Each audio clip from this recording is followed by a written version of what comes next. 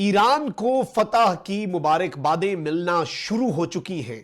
अमरीकी सदर Donald Trump ने बहुत बड़ा ऐलान कर दिया है। पाकिस्तान के फील्ड मार्शल से अहम तरीन और तवील तरीन टेलीफोनिक राब्ते के बाद, अरब ममालिक के सरबराहान को कॉल मिलाने के बाद और अलग से इसराइल के वजीर आजम से बात करने के बाद डोनाल्ड ट्रंप ने एक ऐलान किया है। और इस ऐलान को किस तरह से ईरान की सबसे बड़ी फतह करार दिया जा रहा है, इस हवाले से कुछ इंपॉर्टेंट अपडेट्स हैं।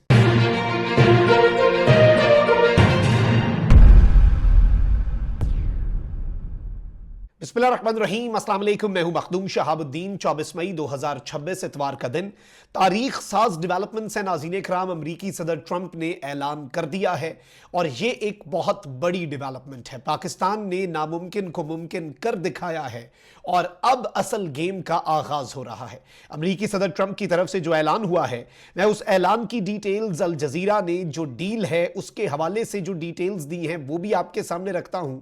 और सबसे पहले एक स्टेटमेंट है ईरान की जो पाकिस्तान में सफीर हैं उनकी।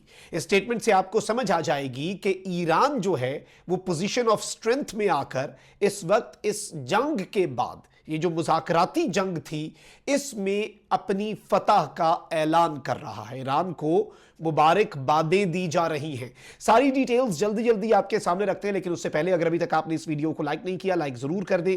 कमेंट सेक्शन में राय का इजहार भी कीजिएगा और पाकिस्तान जिंदाबाद का जो नारा है ये आपने कमेंट सेक्शन में जरूर लिखना है। इस वक्त मैं आपको यह बता दूं कि ईरान की दुनिया भर में जो एम्बेसीज हैं, जो ईरान के सिफारत खाने हैं दुनिया के किसी भी मुल्क में, वो सारे सिफारत खाने एक ट्वीट कर रहे हैं। अलग अलग ट्विटर अकाउंट्स होते हैं हर एम्बेसी के, और वो एक ट्वीट है पाकिस्तान जिंदाबाद। पाकिस्तान ने वो कर दिखाया जो अनइमेजिनेबल था। और ईरान के पाकिस्तान में सफीर क्या कहते हैं जी, कि कुछ देर पहले मेरी पाकिस्तान के इंटीरियर मिनिस्टर और मेरे दोस्त और भाई से बात हुई है और उन्होंने मुझे मुबारकबाद दी है कि ये निगोशिएशंस जो कंप्लीट हुई हैं और किस तरह से इसमें जो हमने किरदार अदा किया और हम किस तरह से इसमें जीते हैं, इस हवाले से उन्होंने मुझे कॉन्ग्रेचुलेट किया है। ये छोटी मोटी बात नहीं है, ये एलामिया जारी होना कि ईरान को फतह की मुबारकबादें दी जा रही हैं। फिर डोनाल्ड ट्रंप ने एक बहुत बड़ा ऐलान कर दिया है जी, और ऐलान ये है अब से कुछ देर पहले कि I am in the Oval office at the white house. मैं व्हाइट हाउस का जो ओवल ऑफिस है, सदर का जो दफ्तर होता है, उसमें हूं। फिर we just had a very good call, और वहां पर मेरी एक बड़ी अच्छी टेलीफोनिक गुफ्तगू हुई। किन किन रहनुमाओं से बैक वक्त हुई? मोहम्मद बिन सलमान आल सऊद सऊदी अरब से, मोहम्मद बिन जैद अल निहान यूनाइटेड अरब एमिरेट्स के, अमीर तमीम बिन हम्माद बिन खलीफा अल सानी जो कि कतर से हैं, और फिर उनके प्राइम मिनिस्टर मोहम्मद बिन अब्दुर्रहमान बिन जासिम बिन जबर अल थानी, और फिर इसके साथ ही साथ ईरान के अलावा सैयद आसिम मुनीर अहमद शाह फील्ड मार्शल जो हैं पाकिस्तान से, president Rajab Tayyip Erdogan of Turkey, president Abdul Fattah al Sisi of Egypt, king Abdullah II of Jordan and king Hammad bin Isa al Khalifa of Bahrain. यानी इन तमाम तर इस्लामी ममालिक के सरबराहान से मेरी गुफ्तगू हुई। और ये याद रखिएगा कि पाकिस्तान को इस टेलीफोनिक गुफ्तगू में, इस कॉन्फ्रेंस कॉल में फील्ड मार्शल रिप्रेजेंट कर रहे थे सऊदी अरब, यूएई, कतर, तुर्की और मिस्र, और इसमें एक और मुल्क है बहरीन, और पाकिस्तान। इन ममालिक के सरबराहान से गुफ्तगू हुई। फिर डोनाल्ड ट्रंप ने सबके अंदर कहा है कि मेरी बात हुई है इस्लामिक रिपब्लिक ऑफ ईरान के हवाले से जो इस वक्त सिनेरियो चल रहा है उस पर, और जो MOU है हम ईरान के साथ जो एक memorandum of understanding, Islamabad declaration, जो पीस डील साइन करने जा रहे हैं, उसके हवाले से बात हुई है और एग्रीमेंट के ऊपर निगोशिएशन हो चुकी है और अब फाइनल उसे टचेस दिए जा रहे हैं, नोक पलक संवारी जा रही है। इस कॉल के बाद मैंने अलग से नेतन्याहू से भी कॉल पे बात की है और इस डील के फाइनल एस्पेक्ट्स जो हैं वो हम डिस्कस कर रहे हैं और इसमें बहुत सी चीजें हैं। लेकिन डोनाल्ड ट्रंप ने जो एक चीज अनाउंस की वो ये है कि आबनाए हुर्मस जो है वो ईरान खोल देगा। अब ट्रंप तो ये बात कर रहा है, लेकिन असल जो चीज है नाज़रीन इकराम वो क्या है, इस चीज को आपने समझना है। डोनाल्ड ट्रंप ने ये जो ऐलान किया है ये बड़ा इंटरेस्टिंग है। ट्रंप को पता है कि इस डील के बाद अमेरिका के अंदर उस पर बहुत अटैक होगा कि भाई क्या हासिल किया तुमने, क्योंकि ये डील कंप्लीटली ईरान के लिए एक विक्ट्री कही जा रही है। मैं अभी इसके मंदरजात भी आपके सामने रख दूंगा। और इसमें ये जो ट्रंप ने रीजनल एंकरिंग डाल दी है कि अरब ममालिक को इसमें शामिल कर दिया है, ये एक इंपॉर्टेंट मूव है और ये सिचुएशन को डाइल्यूट करने के लिए, क्योंकि दोनों साइड्स का ये मसला था कि भाई डील हम कर लेंगे, हमारे अपने मुल्क में हमें लोग जो हैं वो कहेंगे कि तुमने इस डील में क्या हासिल किया। दोनों की मजबूरियां थी, अमेरिका की भी, ईरान की भी। तो अब ट्रंप जो है वो एक तो ये गेम कर रहा है, और दूसरा जो बहुत बड़ी ईरान की सबसे बड़ी कामयाबी क्या है, ट्रंप ने जो टर्म इस्तेमाल की है वो है the Islamic Republic of Iran. Trump ने सिर्फ ईरान नहीं कहा, इस चीज को तेहरान में नोट किया जा रहा है और इसराइल में भी। इससे पहले ईरान के अंदर जो इस्लामिक रिजीम है, और ईरान इससे पहले इस्लामिक रिपब्लिक ऑफ ईरान नहीं था, जब इनकलाब आया उसके बाद से ये जो मौजूदा निजाम हुकूमत आया, ईरान का नाम इस्लामिक रिपब्लिक ऑफ ईरान रखा गया।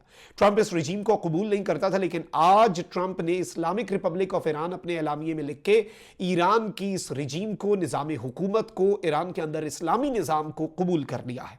फिर इसके साथ ही साथ नाज़रीन इकराम, ट्रंप ने कहा कि मैं नेतन्याहू से मेरी बात हुई है और वो ठीक हुई है। यहां पर एब्सेंस है डिटेल्स की।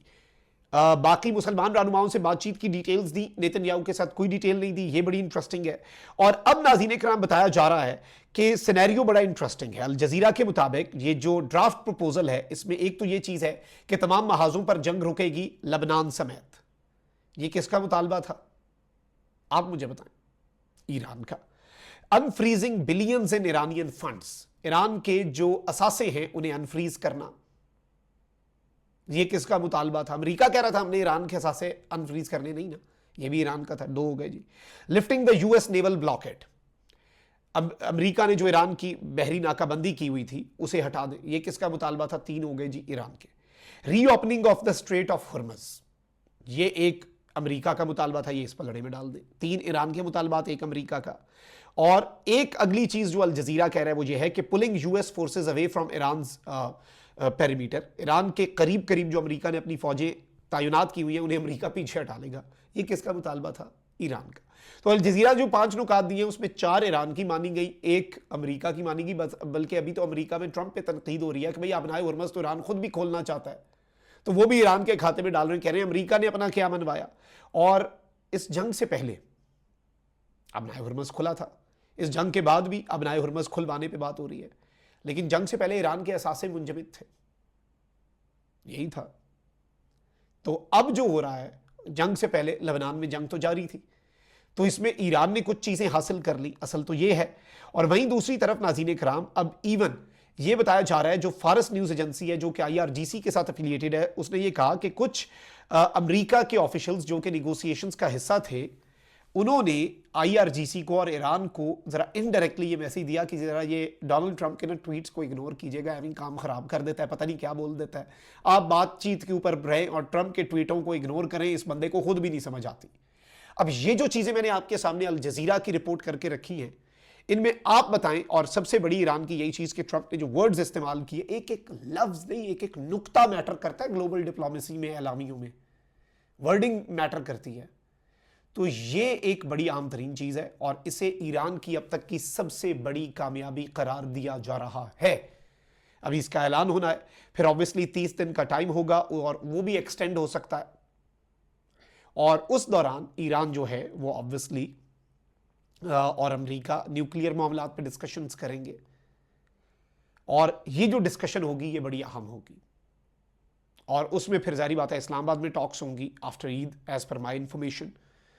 और ईद के बाद जो टॉक्स होंगी फिर उसके बाद कुछ और राउंड्स चलेंगे और फिर एक हतमी एग्रीमेंट हो जाएगा। लेकिन जो अकॉर्ड है वो तो हो गया जी फाइनल, और अभी इसकी अनाउंसमेंट दोनों साइड्स बहुत जल्द करने जा रही हैं। बल्कि I think Pakistan would be the one announcing this. अल्लाह निगहबान, पाकिस्तान जिंदाबाद।